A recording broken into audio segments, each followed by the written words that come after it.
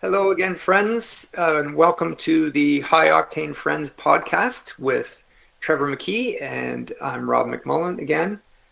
Today's topic is going to be a really important one, so we're really excited to get going on that, and that is talking about medical breakthroughs that can add 5 years to your life or more. And we have some personal experience with this, and of course, Trevor has a PhD in, is it bioengineering from MIT? Trevor, is that Yes. basically? Yep.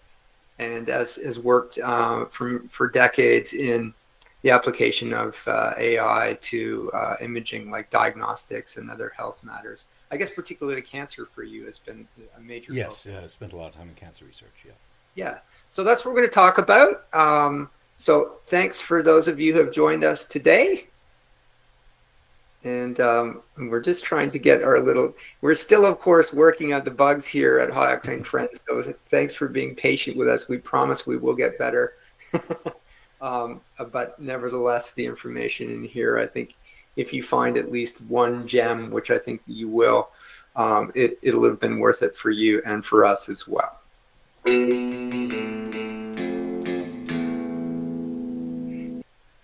You know what? We'll edit it in post. I guess this is one of the things we're going to have to try and figure Okay, out post-production. post production. It's too bad because it's such a good theme. I wrote it on the guitar, and I literally now I know how to play 3 songs or 3 riffs, and that's one of them that I made up. The other 2 are by David Bowie and Kurt Cobain, Nirvana, which probably tells you a fair bit about me. Although I do have eclectic tastes, and I do like to read widely, and that is actually part of our theme today. So how do you actually find the medical breakthroughs? How do you separate the wheat from the chaff, as it were, and to be able to figure that out, and to be able to determine what is misinformation. And Yep. I think, I've often thought, looking back on my university days, that the single best course I ever took at university was when I was an undergrad at Waterloo, and that was critical thinking. I think it should be a mandatory course for high school university students, and Yeah. it really opened my eyes to a lot of things, and how it's become more important today, right? Because you've got channels now, millions of channels, the internet. You've got all these competing interests that have always been there, but now, of course, they can amplify their message, and which is not always a good one.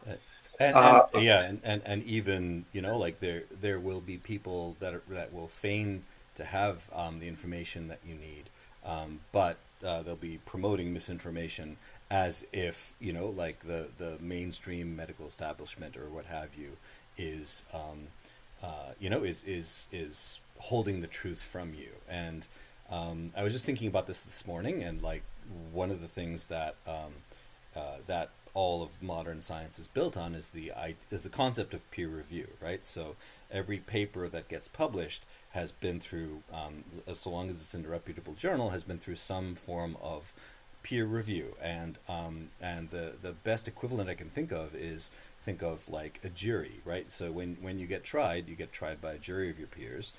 When you submit a paper for publication, they look for other scientists in your field and get them to review your papers. And that's actually something I still do. I'll sometimes be asked to review a paper and so long as it's within my area of expertise, I will contribute. And it's a lot of work. You got to read through it. You got to understand what they're trying to do.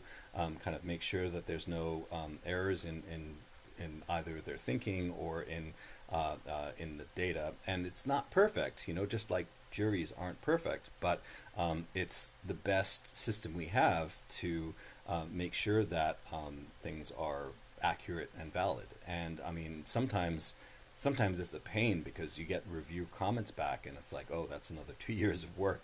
I've been on several of those, but it's a necessary thing that does make sure that the best information kind of gets out there on a particular topic, right? So, Yeah. Well, it's such an important thing right now, and whether it's what the veracity of that information is and who the sources are. Yeah. Another really important thing that I learned years ago from a fellow student of mine at Harvard, I'll never forget her, and a brilliant woman. And I remember very clearly her saying to me how she is always very careful about where she gets information from, who is the source. And so she thinks critically about that. And that's very important. And if you think about that in practical terms, that can mean, okay, is this a source that's been around long enough? Do they have the credentials? Do they mention evidence? Or are they just talking off the top of their heads and never point you to, the actual source of this? They could say anything and say, this is real information. But unless you delve into it, you wouldn't know that could just be made up. Now, it could be maliciously put there, or it could be just that they don't know and they think that. And the thing that I think about right away is stuff like, the vaccination debate. It shouldn't really be a debate because the science is sort of overwhelmingly in favor of vaccinations today that are overwhelmingly safe and effective. Like you think of COVID-19, for example, and how many tens of millions of people did that vaccination probably save, right? Because I think Right. Yeah. the last estimate, you may have a better handle on this than I do, Trevor, but the last estimate I seem to remember reading was something like 25 or plus million, maybe it was 50 million people actually died. They don't have perfect data on this. Mm-hmm. Actually died from COVID-19. And so you have all these deniers and they think everything's a conspiracy.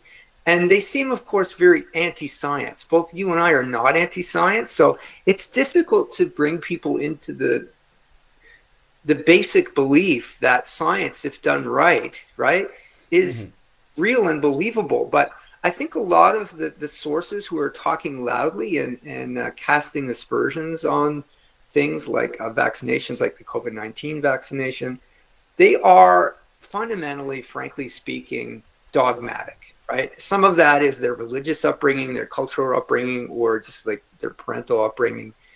And it's very hard to, they're anti-science. Contrarian as well. And just rebelliously contrarian. Some people are like that. I have been like that at times in my life too. Like, yeah. I think young people in particular, right? They like to go against the established way of thinking because it's part of kind of establishing yourself in the world. There's something about human biology that we're all kind of like that. But at some point you have to think critically. Who are the sources? Like if you're getting, I remember being shocked, and I highly doubt that this person would listen to this podcast. Who knows? So I will not say her name, but it's somebody I worked with in the past, and she got a job, and she was the head of PR for this company, and she had graduated recently from a very good university in Canada, reputationally, in journalism, and I remember being quietly shocked by her saying that she got all of her news from Facebook. Oh boy, yeah. I was just blown away. Yeah. And what people maybe don't realize or don't care about is that those algorithms, if you click on something, like if I clicked on something today that was like about Hitler or something horrible like that and Nazism, it's going to feed you more of that because they're interested in this, and it becomes a self-reinforcing narrow, down the rabbit hole. Yeah, that and it's fed by outrage. Like you're going to be a lot more attached to something that draws a strong emotional connection, and so that tends to sort of feed it as well. But But so how do you, in that case, like let's say some of the people listening now or in the future to this podcast are very skeptical against or downright against vaccinations and think it causes all sorts of harms and will kill them, as opposed to overwhelmingly the likelihood is that will help them. How do you convince them otherwise? So what do you do? Like if they're the type of person that's just getting their information from social media and from Fox News, I have no problems disparaging that network. Yeah, well, I think the only I'm not sure. That's a tricky sociological question to answer, which I don't have a good answer for. But the best I can do is just to say, hey, look, like there is no secret man behind the curtain that's sort of controlling everything. That or that whether it's that the vaccines were, the COVID-19 vaccine was put in for some nefarious purpose. Listen, that was a mammoth effort on behalf of like thousands of scientists and researchers that that came together, used a new technology that in principle worked, but in practice we hadn't. I don't think we'd ever had a kind of a mRNA based vaccine before. mRNA is a part of every single one of your cells. Everybody has mRNA in them. It's not like it's some weird thing that's external to your body. It's just that this mRNA vaccine encoded for one of the proteins and allowed your body to recognize that protein prior to being infected with COVID-19. And the challenge with COVID-19 is that, yes, for the most part, a vast majority of healthy people had had some version of severity, but not something that was life threatening. The challenge there was that the people that, particularly older and less healthy people, would get this very severe COVID-19 infection that would lead to them being on respirators, and just complete. I mean, I saw some horrific CT scans where like the entire lung was just filled with fluid out in the media in the early days. So, and your body just when it can't breathe, when you can't breathe, you can't breathe, and the COVID-19 vaccine, even though it was, kind of rushed out, rushed out is a relative term. I mean, I think it took 6 months as opposed to kind of maybe a year or two that a normal vaccine would take. It still was subjected to all of the appropriate tests, and I think, and all of the kind of, again, peer-reviewed studies that I've seen since then is that the effect of, like, there were some side effects that I think might have partly come from the protein that was being expressed there, but um, um, It's better than the side effect of better. death. It's better than getting getting COVID, like getting COVID without having had Yeah. any any vaccination. Like there's, I mean, there's a growing understanding that there's a lot of effects of long COVID, and even the effects of. I was watching yesterday. There was someone mentioning the effects of COVID on dementia. Like people that have had multiple rounds of COVID-19 have, and that are kind of already being monitored for dementia, like that severity worsens. So, keeping up to date with vaccines is important, not only for ourselves, but also for people that we live with that aren't, that haven't or can't be vaccinated. Another thing with respect to measles, there's more and more measles outbreaks with people who've stopped taking the measles vaccine because they believe there's some correlation with autism, even though the one study that mentioned that was disproven, and was found that the author was somehow getting paid by someone that had some method to gain for the vaccine not being administered or something. So there's no indication that those effects, that there's any linkage between autism and measles. But nevertheless, the fact that information got out there, and that there's a lot of people that are promoting that just to either get their name out or what have you, leads to less people getting the measles vaccine. And the challenge there is that there's a schedule for getting measles vaccine, and young infants aren't on that schedule yet. And so even if a young infant gets measles, there was an indication that they're going to be subject to many more diseases, or that's going to have an impact on them later in life. Whereas if we've got this herd immunity, if most of the people who can get vaccinated have been vaccinated, then that protects these vulnerable populations within our within our communities. So I suspect, just to interject, I suspect in more than one case that some of these people who are skeptical about vaccines, but still want to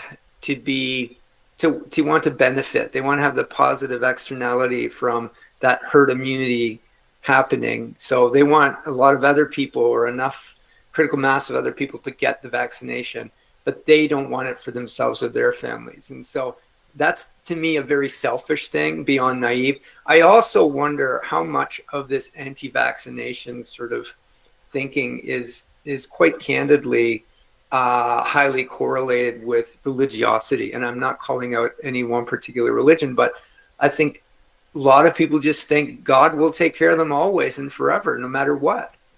I'm not a religious person, for the record, but I think any kind of dogma, whether it be inspired by religion or whatever, I think people in this day and age, where we've had science for what now, a couple hundred years, Trevor, I think it behooves us all to lend some credence to scientists, the ones I know, and you know many more. I think they're good people. They care. They do things rigorously. And it's not to say that scientists can't get dogmatic.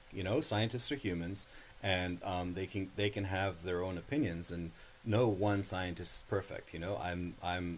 I keep saying I know more and more about less and less until I know everything about nothing. As scientists, you get trained. Well, as you move through. Well, there's a humility. It sounds like you have a humility. But yes. Some of these people who talk off the top of their heads and they talk dogmatically, they're not humble at all. Yeah. I don't want to refer directly to recent events or horrible, but I think there are big influential voices out there who just talk so, I don't know, it's just so over the top. They're not humble. They're arrogant, and they state everything as fact. And I think religiosity is a big culprit. It's not the only culprit in this, but anyway. So let's kind of tie this section up. And I think just to sort of tie it up is that don't take any one person's opinion at face value, including my own. But right. if you want to look things up, like there's PubMed is an easy and free way to be able to look up scientific articles about areas of interest, and you can go in there. You can read the abstracts and the conclusions. Make sure to also look at kind of like the methods, the sample size, how many patients they tested, where the patients were, and then look at conflict of interest disclosures. All modern publications will have a conflict of interest. You can look at them and you can see where those, if there was any financial support or otherwise to those researchers. And if you're not sure, well, look for some other countervailing papers, and eventually, when there's enough of a body of literature, there's going to be review papers that will give you a breakdown of here's all of the different studies that are sort of accumulated together. So it takes some work, but at the same time, it's useful, and there are various aggregators and general information like the Mayo Clinic's website, other WebMD, and those sorts of places that will all again refer to the literature, and you can search by topic and find the information you're looking for. So yeah, I think that's good advice. Yeah, where you get it from is very important. I'm not too afraid of being blunt. Stay the hell off of Fox News. I mean, that's entertainment. Those are not credible media sources. That's entertainment. It's feeding the finances of the Murdoch family. Like, let's get real. Okay, so let's talk about so that critical thinking applied to health is very important. People should be aware, right? Not everything you're seeing is going to be correct, and some of your own beliefs, you need to challenge some of your own beliefs, and even if they're passed down to you by your mother and grandmother and father, etc., your best friends. It's maybe not the best thing. Um, I want to talk about a couple of things specifically with regard to nutrients, like best nutrients and superfoods. I think Trevor and I both Yeah. look into this pretty often.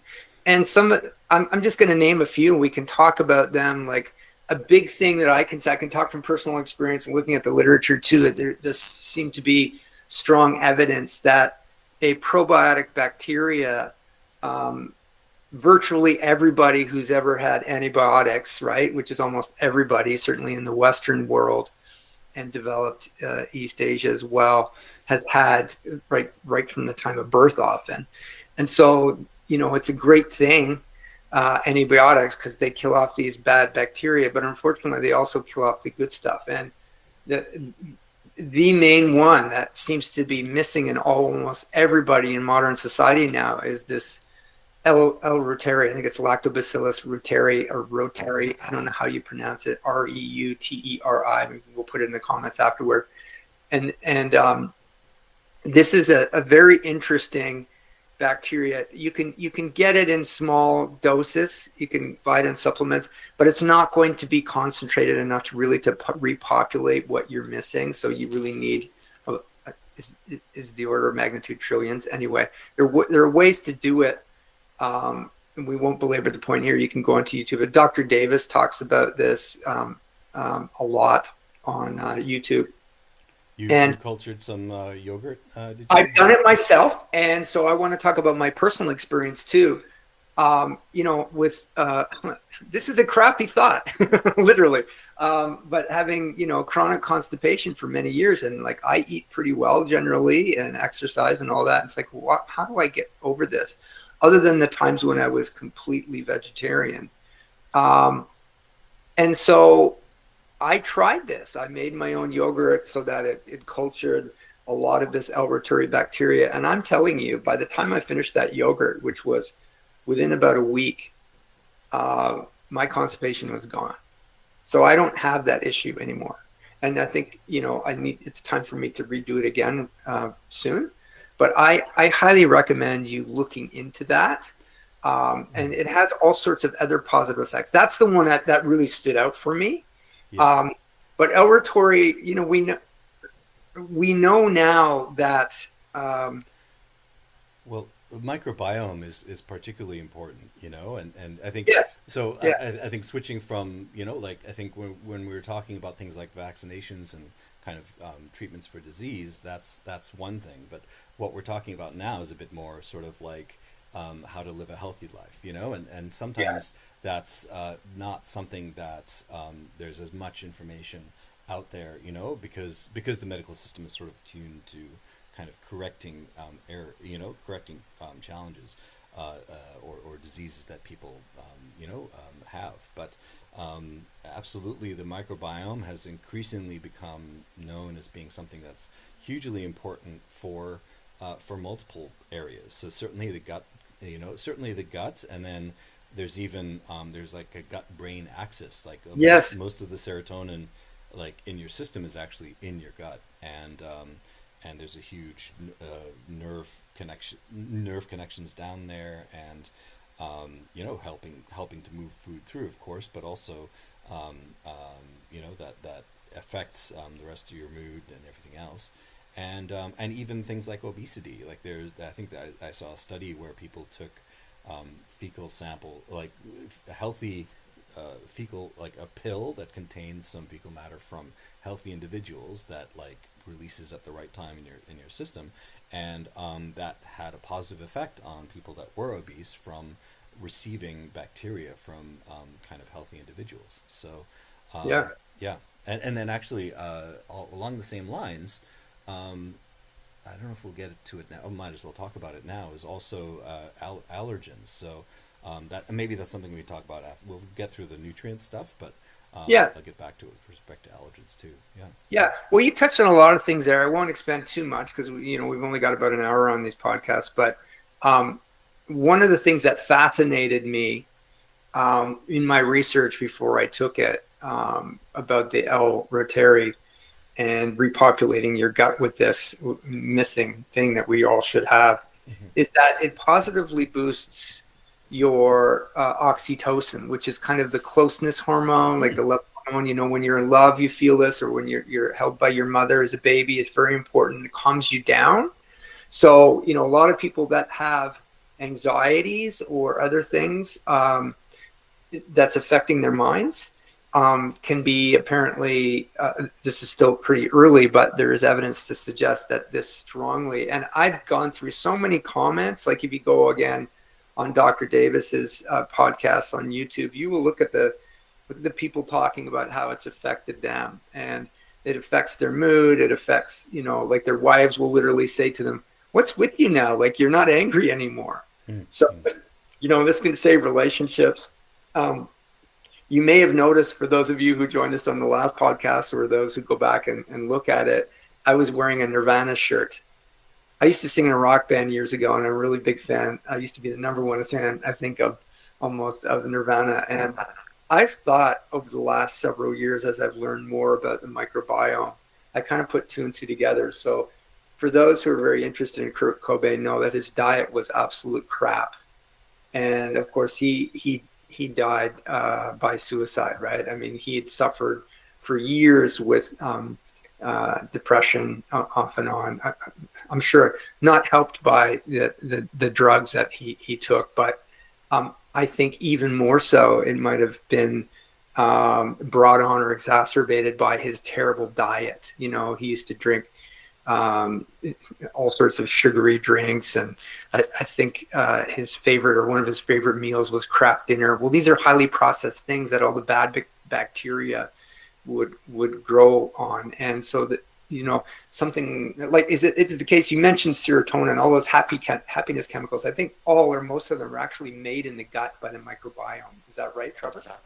I'm sure there could be. I don't know the details, but absolutely there's an impact there, and you know, you are what you eat, and I think even just looking at you know, like rates of obesity, you know, in North America versus the rest of the world, and then what the cheap available sort of high calorie, low nutrition content foods that are available, there's definitely kind of a correlation there, right? And so, you know, being mindful about what you put into your body is a very important thing, and it doesn't mean you have to be like a complete perfect every time. It's fine to, you know, even I go to McDonald's for a Frosty every once in a while, but you want to, in general, you know, kind of try to make sure that you're eating, you know, lots of vegetables to the extent that you can, and there's lots of great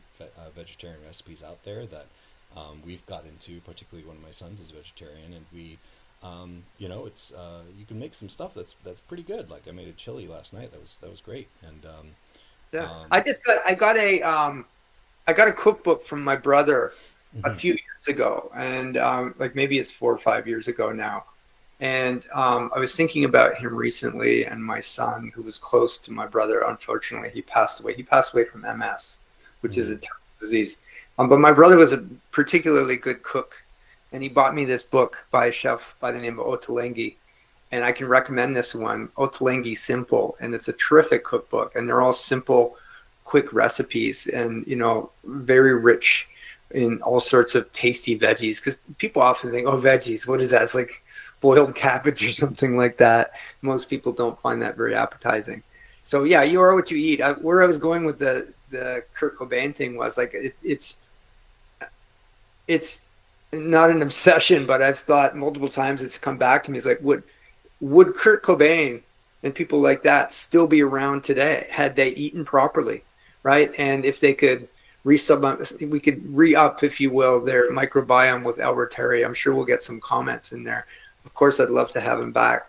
But let's move on to a couple of other things. I'll ask first, is there a particular nutrient or supplement, like whether it's in a pill form or in a food form, a whole food form or whatever, that you are particularly fond of and have some insight into? Well, there's one that I learned from someone at a retired doctor at one of the MIT alumni events. I was chatting with him once, and he said he'd done a study where like the vast majority of people living in like North America or in the northern climates are all deficient in vitamin D.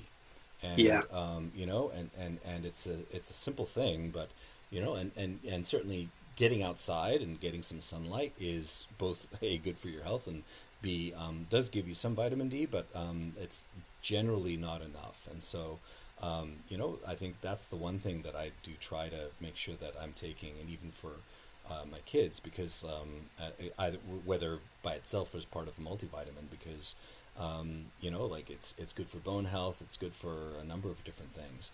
I heard recently, which really Mhm. impressed me. In fact, I've read in a few different places now, credible sources that say that vitamin D actually is kind of as a substrate or supports your testosterone, Hmm. uh, which goes I for can see that. both sexes, by the way, whether it's Hmm. male or female. You need testosterone. So, yeah, I take, that's one of the things I take regularly. I take vitamin D. I take 10,000 international units every day. I take nattokinase. Have you heard of nattokinase? No. So nattokinase is an enzyme that's derived from fermented soybeans, which the Japanese call natto, hence the name nattokinase. And so there have been a lot of studies done on this about the effects that it has on um, unclogging your arteries, basically, and slowing down, if not in some cases, actually reversing arteriosclerosis. It even is purported to have some effects on reversing erectile dysfunction. Right? Obviously, if your blood's flowing there better, then you're gonna have less of an issue. You're gonna prevent against that. Um, I I have this. It can be expensive, and so I have been going through a year course of natokinos. It's because it kind of thins your blood, and it I can't think of the right word, but it reverses it breaks down the fibrin in various different parts of your Hmm. body, and which is leads to inflammation and constricted blood flow.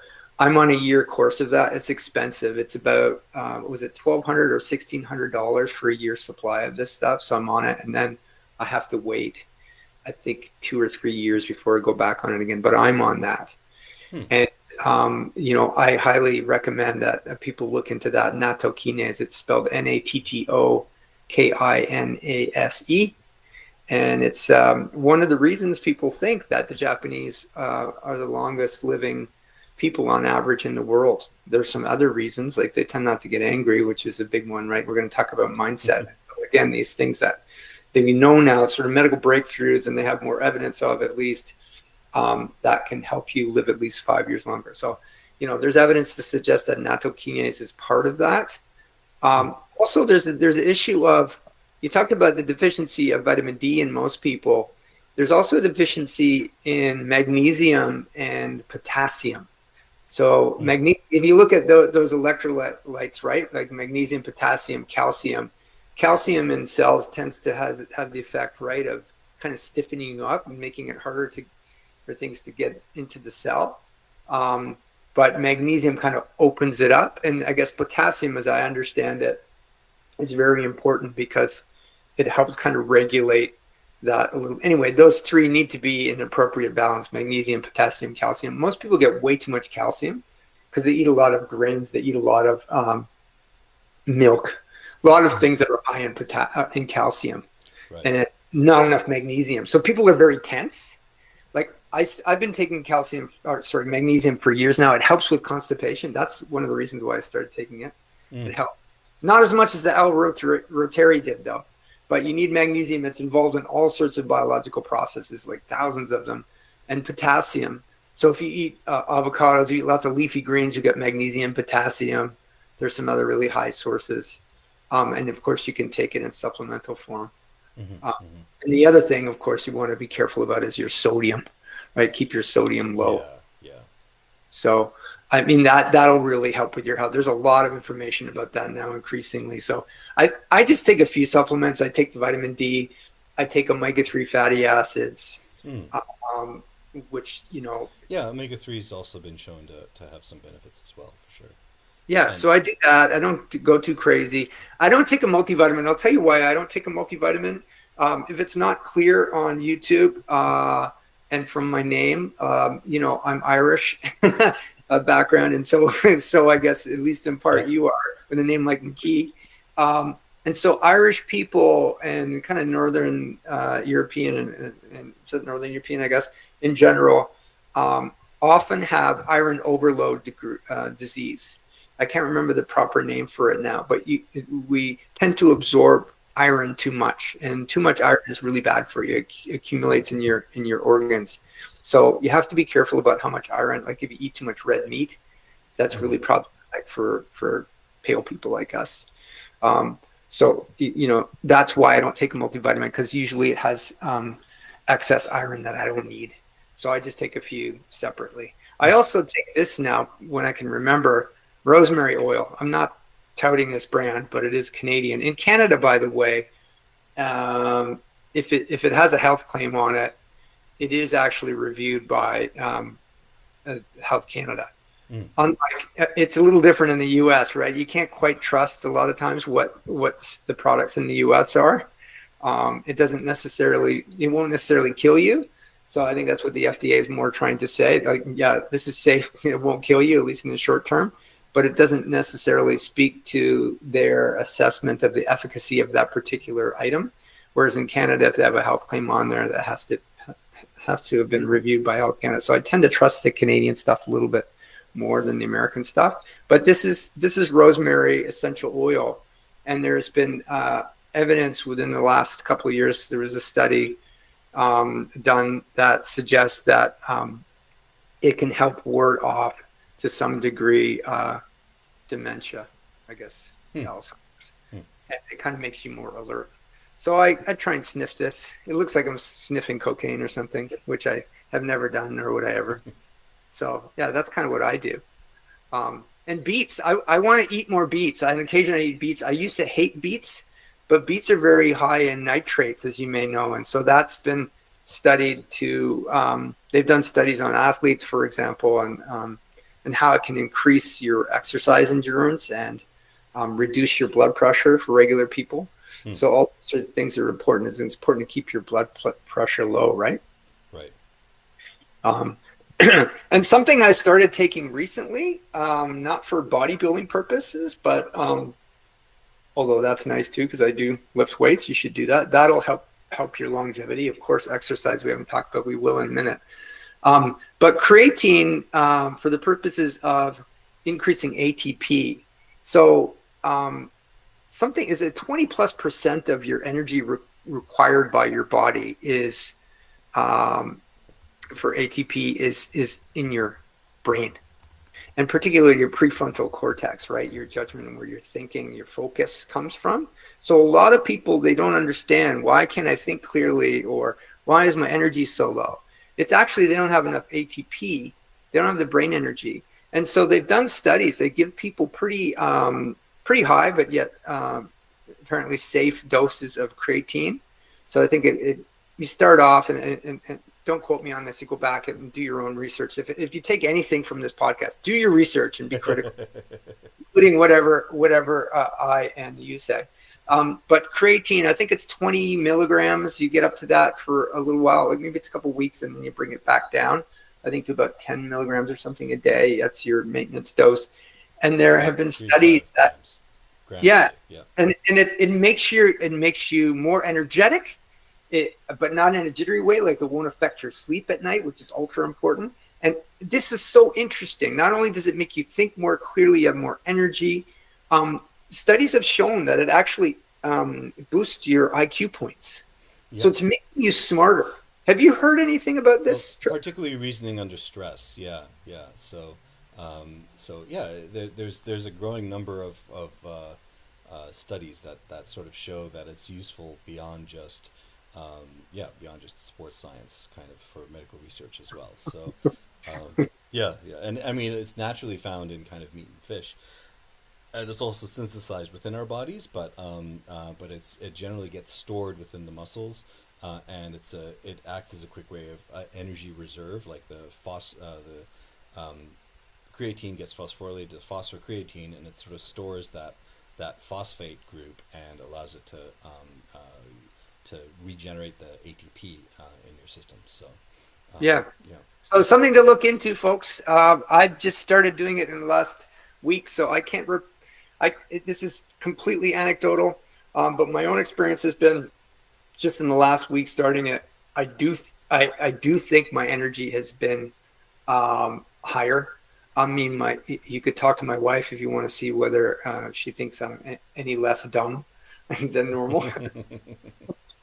But that's what the study shows. So I'm hoping I'm not going to be an outlier. Well, we alluded to exercise. Yeah. You want to talk about exercise a little bit? You want to start off?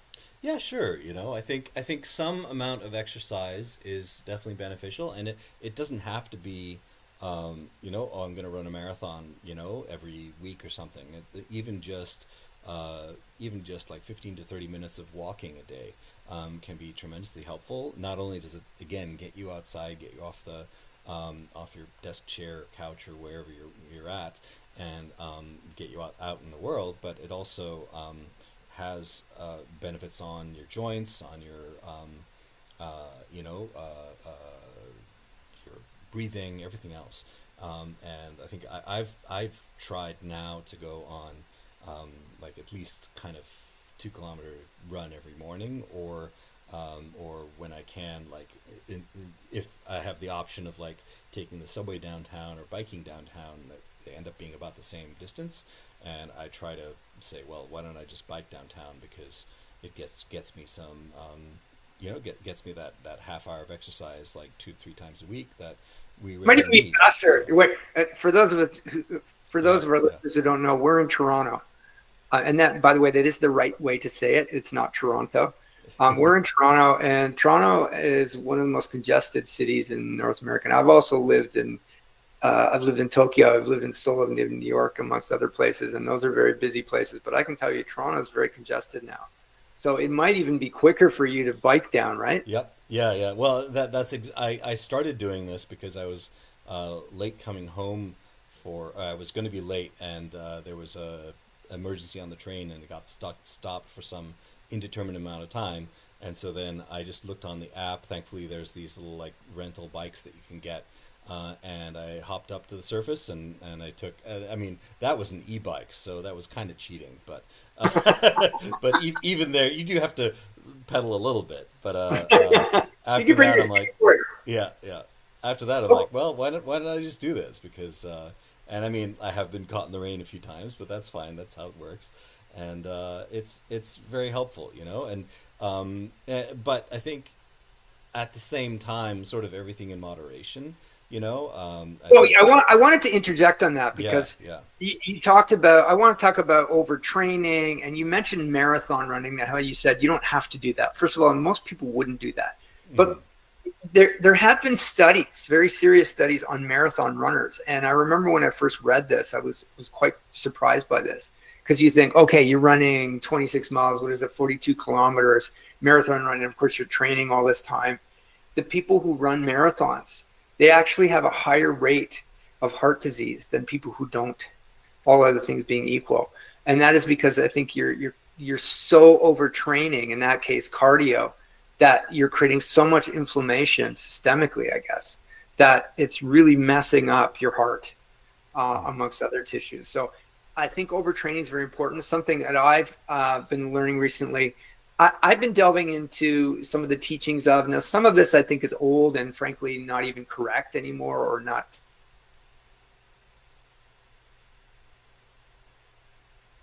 And he had a magnificent physique. So and you froze for a second. Do you mind just repeating?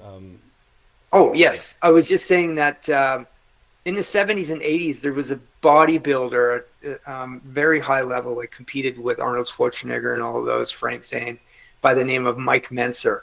And Mike Mentzer's kind of become more famous now. For those of you who go and look at things about weight training, not necessarily bodybuilding, certainly not competitive bodybuilding, but he's had a resurgence recently, posthumously. He died about 25 years ago, unfortunately. But one of the things he really talked about was, if you want to grow your muscles and you need your strength, right? Is you don't want to overtrain, because some of these guys, they just train so much and they wonder why they're not growing.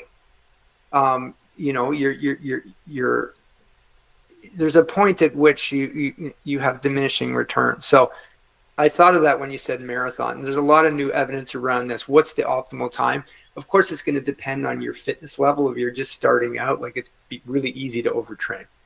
Some people are so fit they can do it more often, but you need recovery time. Yes. And that is super important.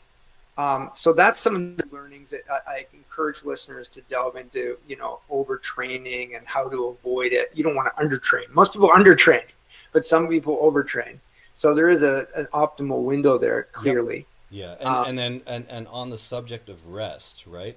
It's not only rest in terms of recovering from, let's say, if you've done a heavy arm workout one day, you don't want to stack a bunch of those on top of each other, because if your muscles are still sore and you're going in, I mean, like, a certain amount of soreness is okay, but like at some level you're going to increase the risk of injury. So and again, don't necessarily just listen to us, but there are lots of personal trainers and people that do this sort of thing, even when you're in the gym. You know, like, if you see someone that's seems like they know more of their way around, don't be afraid to be like, am I using this machine correctly, or, you know, am I doing these squats correctly? Because I think that's something that I learned quite well. For a while I was part of a CrossFit gym, and CrossFit is an interesting, you know, like, I think some people take it to an extreme and they're, you know, super into it. But for me, it was actually a way of recovering from back injury. So I had a slip disc in my back, and I was like immobile for a couple of days, or, you know, been there, done that. And and then part of the recovery was I think just realizing that, you know, sitting down for too long is super unhealthy, and I needed to get some sort of healthy tips. And this gym, actually, like, they were talking about CrossFit as it's just sort of like cross-functional fitness, and it's not, there's nothing fancy to it, you know, like, sometimes the things you'll be doing are just you know, like lifting something from a low place to a high place, but like in order for your body to know how to do that well, you know, you do these sorts of initial these exercises that help you to understand, you know, kind of both how to load your joints correctly, that you're not like bending your back, you keep your back straight, and all of those sorts of things that go into, you know, the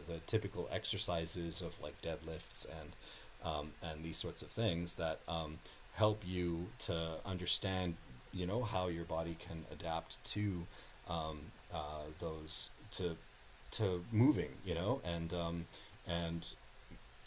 so I found it very helpful to be working with, you know, kind of a personal trainer as I was getting introduced to the gym, that helped me to both, you know, recover from this injury and as well as strengthen the core muscles that would help prevent this injury from happening again. So I think that goes back to what we were saying before about, like, you know, kind of read from and get advice from expert advice, right? From an expert. Yeah. Interestingly, as an aside, a guy I know pretty well because he's a former business partner of mine when I used to be an investment advisor, and his name is David Sutton. Really smart guy.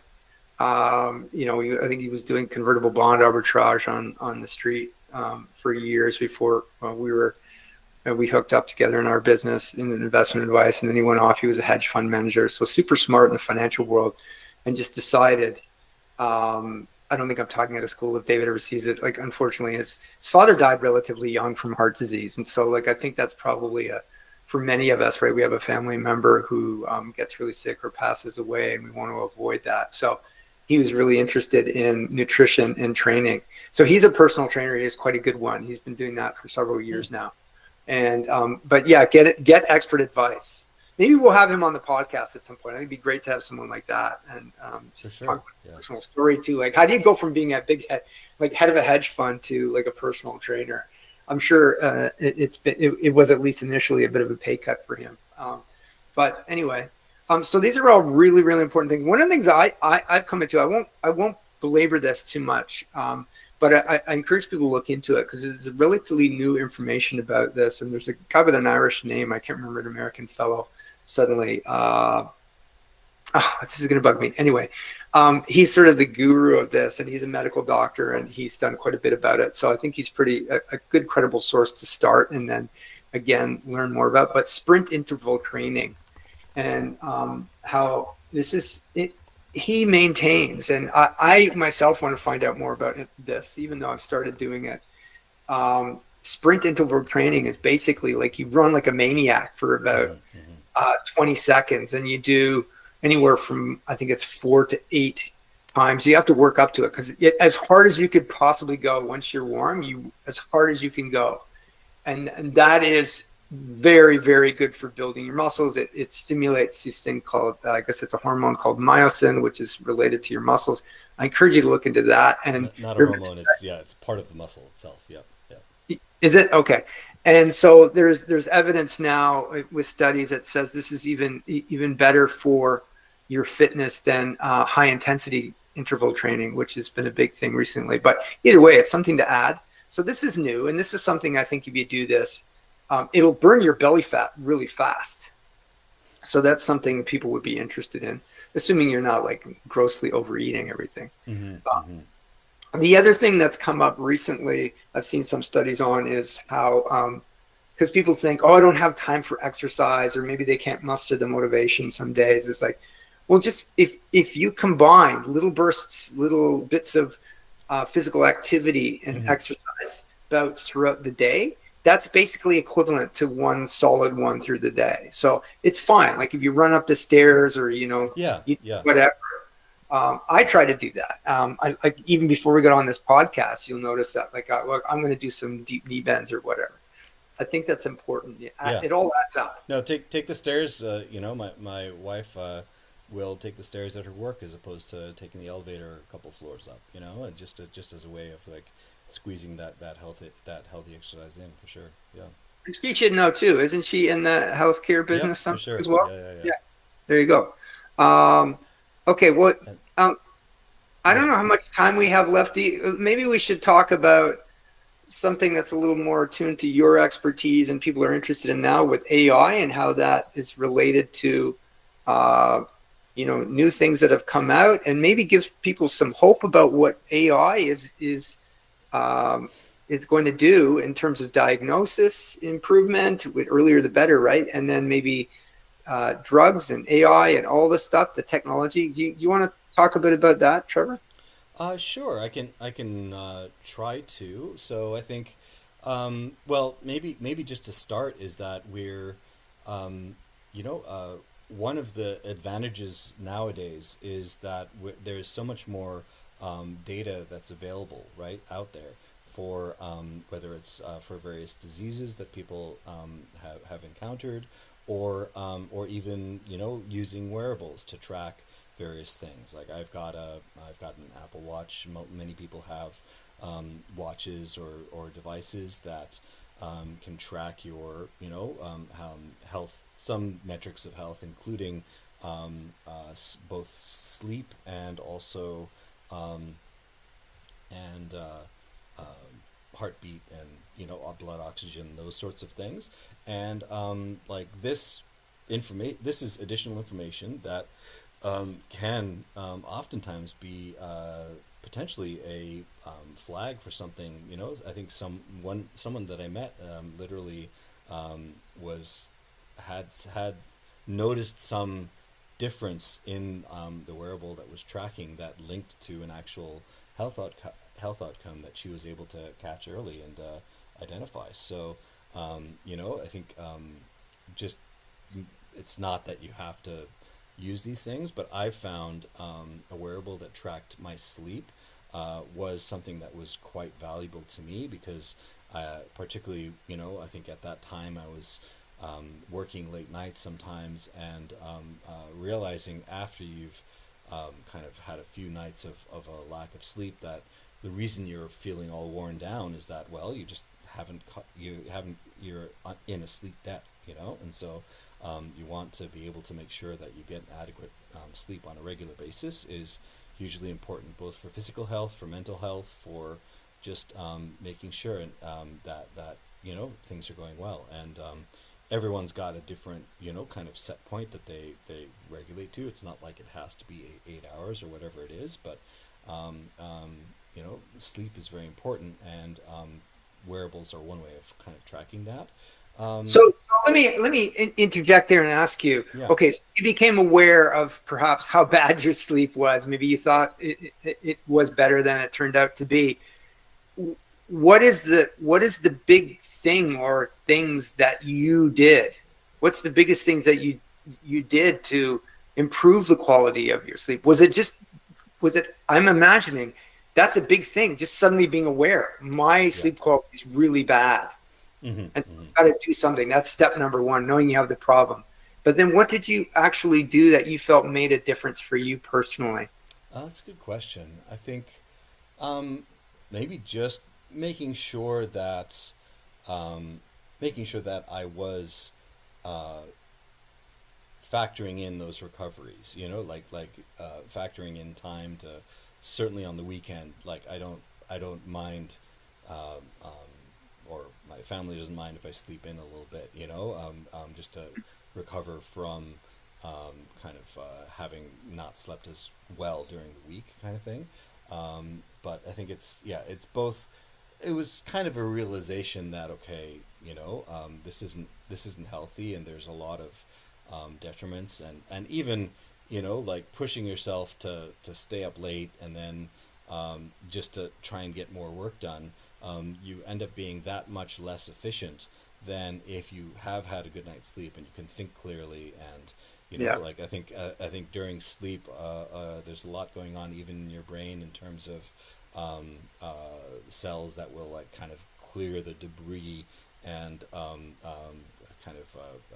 clean up things, and those cells aren't functioning as well when you're awake. So it has multiple effects, and those effects can compound when you're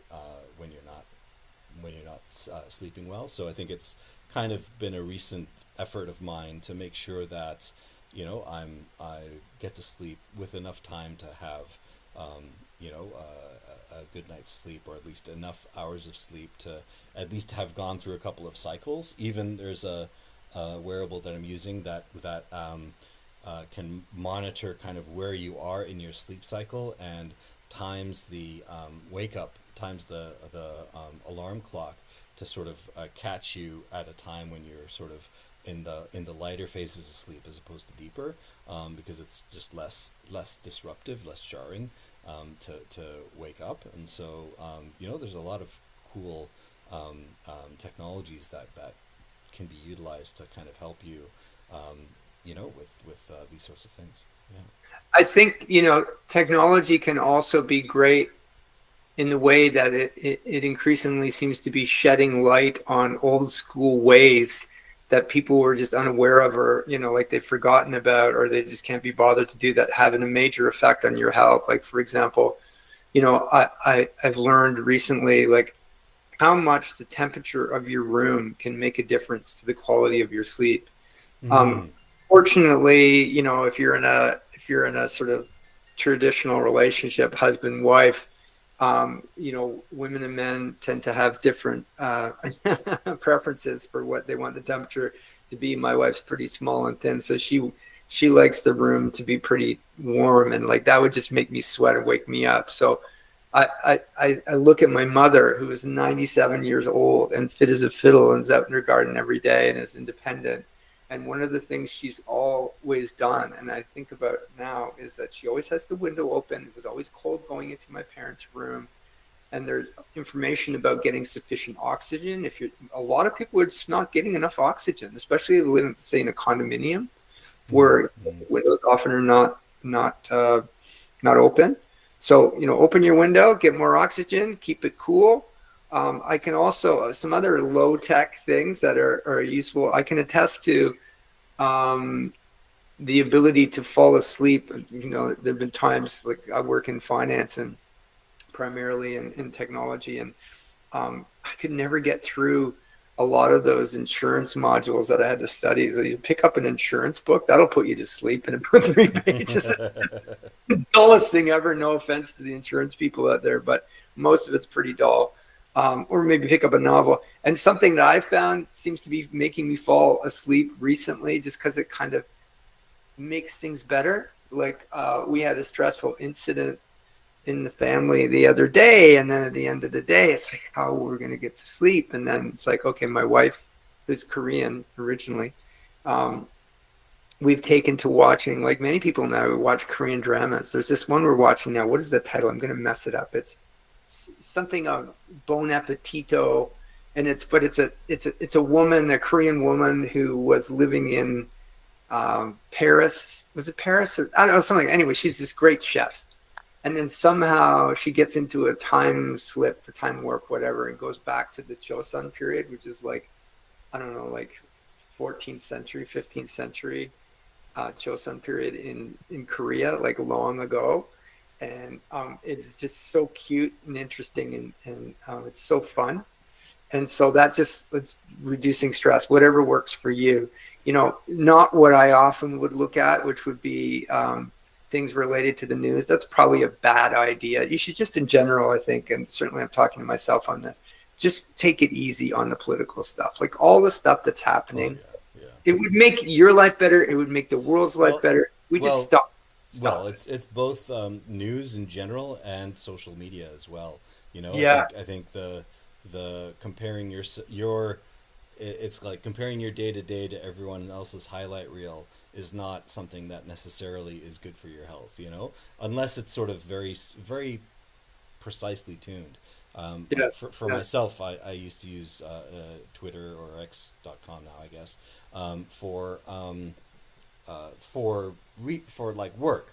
And so, but I very specifically trained the algorithm by only following like pathologists, which is like the field that I study in, and you know, very specifically kept away from following those political people and everything else that it's turned into, and that tuned my algorithm towards having, you know, very specific people or a specific type of news feed that was more kind of beneficial to understanding, you know, and just learning from interesting people and not getting caught up in the, you know, whatevers of the world.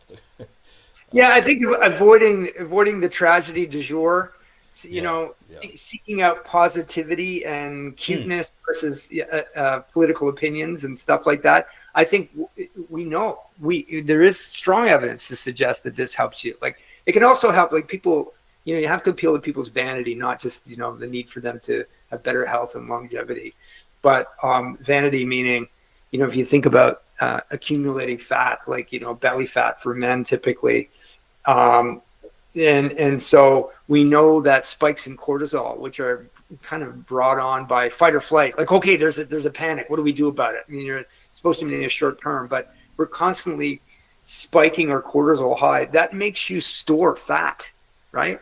Because it sees an emergency, it needs it for an energy source. So like that constant, and I think it wears out your adrenal glands too, does it not? Cortisol, if you're stressed all the time, Trevor? Well, I think, cortisol emerges from the adrenal glands, but yeah, but it'll wear them out after time too, right? You'll get all sorts of things. I think that can exacerbate or, you know, or bring on diabetes to some extent. So, of course, we didn't mention sugar. Yeah, avoid sugar as much as you reasonably can. Although I have read that, like lots of people talk about the keto diets, ketogenic diets, and like basically say like our caveman diets, just eat meat. I'm very skeptical about that, right? And you know, whenever you're taking out a whole natural food group, like, and they'll say, don't eat any fruits at all. Well, you don't eat fruit. There are studies strongly now suggest that people, and of course it's correlation, it's not necessarily causation, but it does strongly suggest to me there is causation there, that people who eat more fruit, they have better health and longevity. So I'm very skeptical about this whole thing about keto and the intermittent fasting too. I want to figure out what's best there. I have done that myself. I have found that has kind of reduced inflammation for me in in a short period. But there was a study that just came out, like just within the last month. It was the first longitudinal study, really deep study that they did on the effects of fasting. And the result was not what people have been talking about or would have expected. And that is, to wit, that people who are engaging regularly in intermittent fasting and longer extended fasting have a higher incidence in almost all cases of heart disease.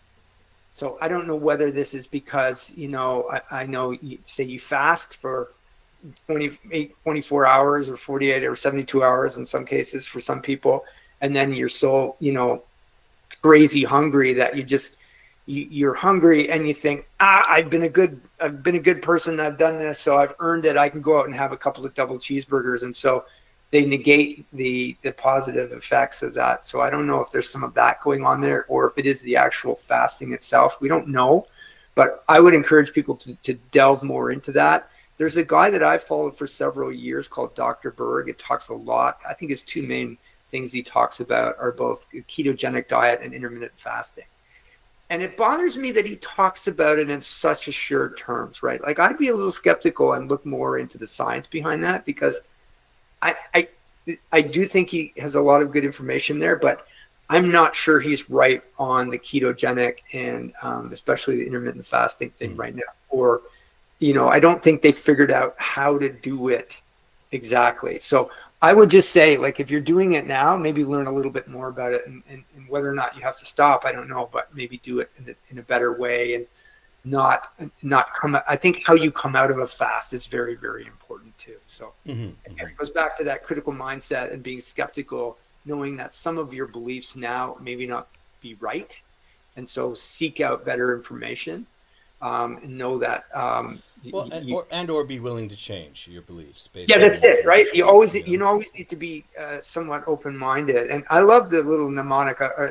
That's the right word in this case, maybe not, but throughout your life, I think it's important for people to think you want to learn, unlearn, and relearn, right? So it's a dynamic process. It's not just a one event. You don't just go out and, you study a lot and then that's it. And forevermore, that's going to be the truth, right? Did you want to add anything before? I think there are a lot of topics, of course, we haven't covered in this with regard to health and how to improve your health and your longevity, but we will cover it more. We'll also be having guests on. But is there one thing you want to really leave us with, Trevor, since you're more the medical guy? Put me on the spot. I think that AI thing, we could probably have a whole episode in itself. We should. I would just say that kind of bringing in an air of sort of inquisitiveness and of like treating, like not being too down on yourself of like, oh, I've had a a bad day, because like that in essence that can make things worse.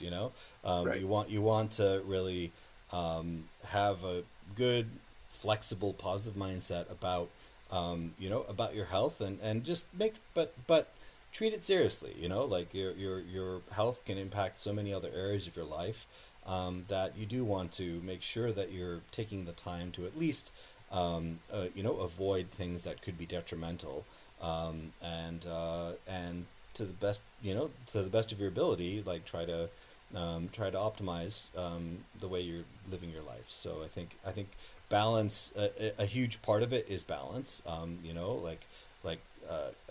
also agree with Rob that a diet that forces you to cut out entire food groups maybe isn't the best approach, as opposed to I've heard a lot about the Mediterranean diet, right, which is just sort of like high in kind of healthy fats and other things that can have a positive effect. So there certainly there's no one right answer to anything, and lots of people. I think I've had other people I've spoken to that they found that drinking kefir milk was something that was quite beneficial to them, and that goes again back to the beneficial bacteria. So I think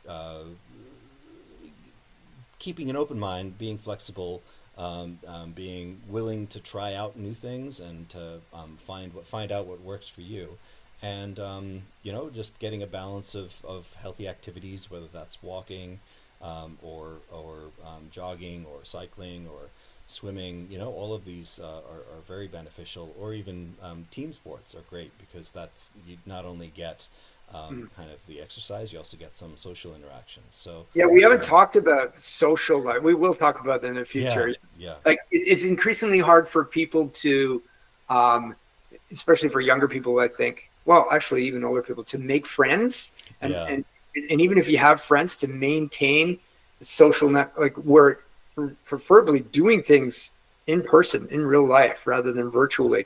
That's super important to your attitude. And I would say sense of humor too.